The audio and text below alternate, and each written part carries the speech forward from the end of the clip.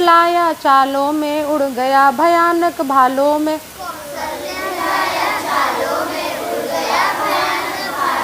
निर्भीक गया वह ढालों में, सरपट दौड़ा करवालों में।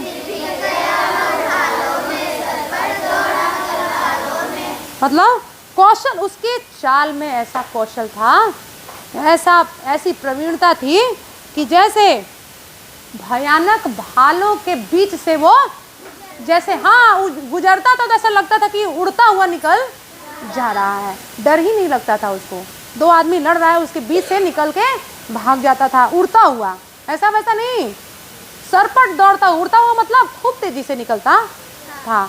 तो उसके दौड़ने से ही लोग अपने आप हट जाते थे, इतना तेज दौड़ता था वो, एकदम उड़ता हुआ निकल जाता था। निर्भीक गया वह ढालों में, और निर्भीक यानी निडर होकर और ढालों की परवाह किए बिना। ढाल क्या मतलब? ढाल मतलब तलवार, हाँ, वो रोकने वाला, वार जो करता है ना उसको रोकने वाला, हाथ में गोल सा रहता है ना, उसको बोलते हैं ढाल। तो वो ढालों की परवाह किए बिना और निडर होके युद्ध में, और हाँ, दो आदमी लड़ रहा है, उसके बीच से गुजर जाता था। सरपट दौड़ा करवालों में, दो आदमी लड़ रहा है, हाँ, और तलवार से उसके बीच से सरपट होके दौड़ के निकल जाता था। जरा भी उसको युद्ध भूमि में डर लगता एकदम नहीं लगता था। इसीलिए कहा जा रहा है कि कौशल दिखलाया चालों में, उड़ गया भयानक भालों में। निर्भीक गया वह ढालों में, सरपट दौड़ा करवालों में, है ना। है यही रहा अब यहाँ नहीं, एक जगह पर कभी भी स्थिर नहीं रहता था। एक जगह पर स्थिर ही नहीं रहता था। अभी एक पल में यहाँ है और दूसरे पल एकदम दूसरे जगह चला जाता था। वह वहीं रहा अब वहाँ नहीं, वहाँ रहता था और वहाँ नहीं है, मतलब फिर यहाँ जाता था। लोग सोचते थे कि अभी तो वहाँ गया है, अब वहाँ देखे तो वहाँ नहीं है, यहाँ आ गया। हाँ, वह वहीं रहा है वहाँ नहीं। लोग सोचते थे कि वहाँ है, लेकिन वहाँ नहीं रहता था। थी जगह न कोई जहाँ नहीं, मतलब जहाँ युद्ध भूमि में ऐसा कोई जगह बचा हुआ नहीं था जो जहाँ वो नहीं पहुँचा हो। लोग डरते रहते थे कहीं पीछे से आके कहीं मेरे ऊपर चढ़ न जाए, कहीं मेरे उसके टाप से हम घायल ना हो जाएं, हाँ, कहीं हम लड़ रहे हो कहीं मेरे पास ना आ जाए। हमेशा डर लगा रहता था। कोई जगह न थी जगह न कोई जहाँ नहीं, किस अरी मस्तक पर कहाँ नहीं। हर दुश्मन के मस्तक पर वो मंडराते रहे। खौफ मतलब इतना ज़्यादा खौफ था, डर लगा रहता था। हर शत्रु के ऊपर खौफ मंडराते रहता था, इतना ज़्यादा। बढ़ते नद सा वह लहर गया, वह गया गया फिर ठहर गया।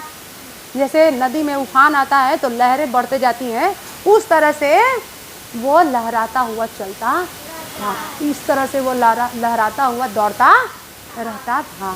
वह गया गया फिर ठहर गया। कभी कभी ऐसा होता था कि वो ठहर के, जहाँ पर ज़्यादा युद्ध हो रहा है वहाँ ठहर जाता था संभालने के लिए। यानी यहाँ ज़्यादा युद्ध हो रहा है महाराज, पर दूसरे तरफ भी ले जा रहे हैं तो नहीं, पहले इधर वाला संभाल लीजिए, पहले तो बाद में उधर जाइएगा। वह गया गया फिर ठहर गया, और ठहर जाता था। लड़ाई जहाँ हो रहा है ज़्यादा, विकराल वज्र में बादल सार, और जहाँ पे ज़्यादा लड़ाई हो रहा है, जहाँ पे ज़्यादा युद्ध भूमि में, वो किस तरह से बढ़ाया हो रहता था? बादल, काले बादल जैसा, वज्रमय बादल जैसा, पत्थर के समान काले काले जो बादल होता है, देख के डर लगता हो ऐसा बादल, घनघोर बारिश करने वाला ऐसा बादल घिरा हुआ हो, इस तरह से वो घर जाता था, मतलब छाया हुआ रहता था। गया गया फिर ठहर गया, विकराल वज्रमय बादल सा, अरि की सेना पर गहर गया। अरि की सेना पर यानी दुश्मनों की सेना पर वो विकराल बादलों जैसा वो घर जाता था, यानी वो मंडराते रहता था।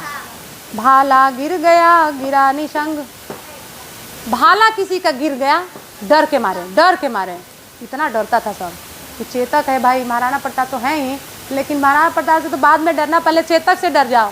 तो किसी का भाला उधर गिर गया, गिरा निशंग, किसी का तलवार उधर गिर गया, निशंग बने किसी का तलवार उधर गिर गया है। टापों से खन गया अंग, उसके टापों से, किसके टापों से?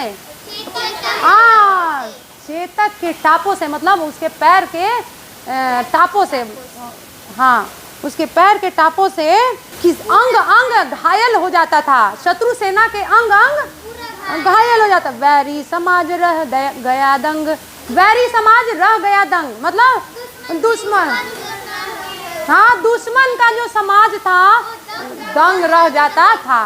क्या देखकर दंग रह जाता था भाई? हाँ बहुत बढ़िया, घोड़े का ऐसा देख रंग, ऐसा रंग दिखाता था उसका तो देख के ही बैरी समाज दंग रह जाता। मजा आया? कितना मजा आया है ना? इतना ऐसा था चेतक महाराणा प्रताप। चेतक महाराणा प्रताप तो महाराणा प्रताप, चेतक की अलग ही कहानी थी। इतना ज्यादा वीर था और इतना ज्यादा युद्ध कौशल में प्रवीण था कि महाराणा प्रताप से तो सब कोई डरता था, पर उसके साथ यदि चेतक हो ऐसा वीर प्रवीण, इतना ज्यादा निराला था वो, इतना विशेष खास था युद्ध भूमि में, उसके जैसा कोई दौड़ता ही नहीं था, जैसे आसमान का घोड़ा दौड़ रहा हो। चलो याद हो जाएगा सबको?